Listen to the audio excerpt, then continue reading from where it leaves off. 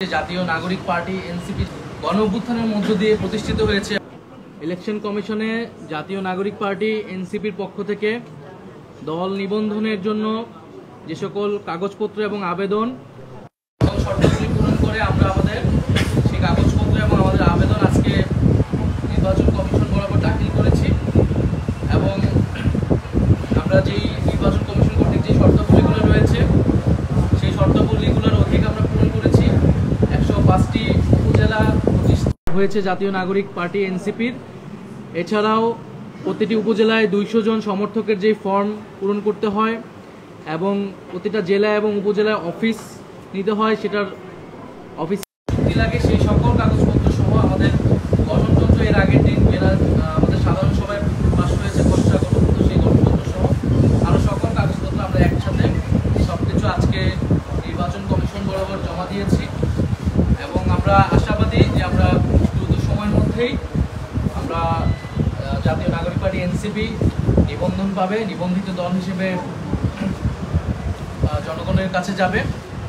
আর আপনারা ইতিমধ্যে জেনেছেন যে আমরা আমাদের যে মার্কা দলীয় প্রতীক সেটার জন্য আমরা 3টি মার্কা আমরা আবেদন করেছি। 3টি মার্কার জন্য শাপলা, কলম এবং মোবাইল, কিন্তু আমাদের প্রথম পছন্দ হচ্ছে শাপলা এবং আমরা আশা করছি যে জনগণের মার্কা হিসেবে, গণ অভ্যুত্থানের মার্কা হিসেবে, সাধারণ গ্রাম বাংলার প্রতীক হিসেবে শাপলা মার্কা হিসেবে জাতীয় নাগরিক পার্টি পাবে এবং এই শাপলা মার্কা নিয়ে আমরা আগামী দিনে জনগণের ভিতরে কাজ করব, নির্বাচনে অংশগ্রহণ করব। এছাড়া আমরা প্রধান নির্বাচন কমিশনের সাথে কথা বলেছি, শুভেচ্ছা বিনিময় করেছি।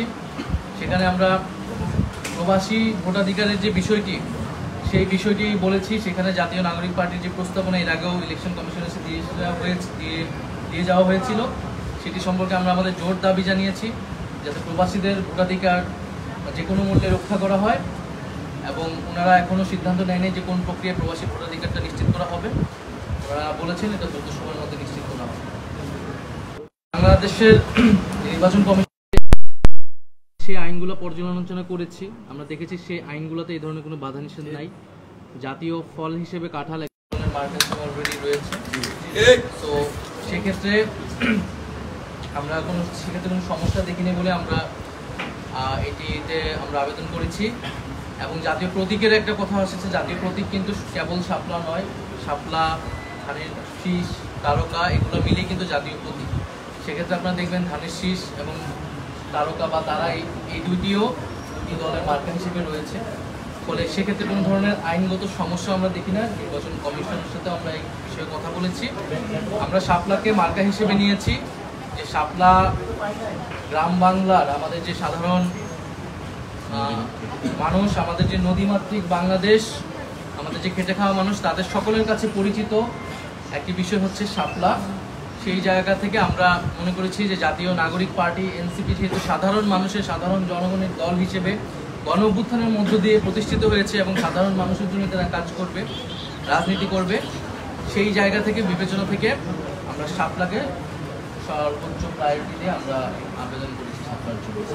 আমরা সিসির কাছে বলেছি যে আমরা সকল শর্তাবলী, সকল আইন পর্যালোচনা করে আমরা আমাদের সকল আবেদনটি করেছি, কাগজপত্র জমা দিয়েছি। আমরা প্রত্যাশা করব যে ওনারা নিরপেক্ষভাবে আইন অনুযায়ী ওনারা ওনাদের কার্যক্রম সম্পাদন করবে এবং সেক্ষেত্রে যাতে জাতীয় নাগরিক পার্টি আমরা যাতে কোনো ধরনের বৈষম্যের বা কোনো ধরনের অবিচারের শিকার না হই, এটাই আমাদের প্রত্যাশা। আরেকটি বিষয়, নির্বাচনের বিষয়ে আমরা এর আগেও স্পষ্ট করেছি যে আপনারা জানেন যে এখন জাতীয় ঐক্যমত্য কমিশনের সংস্কারের একটি কার্যক্রম চলছে এবং আমরা ডক্টর মোহাম্মদ ইউনূস উনি জাতির কাছে কমিটমেন্ট দিয়েছেন যে জুলাই মাসের মধ্যে জুলাই সনদ হবে এই ঐক্যমতের ভিত্তিতে। ফলে আমাদের কাছে এখনও প্রধান প্রায়োরিটি হচ্ছে কিন্তু সংস্কার। ফলে সংস্কারের উপর নির্ভর করে নির্বাচনের বিষয়ে আমরা আসলে সিদ্ধান্ত নেব।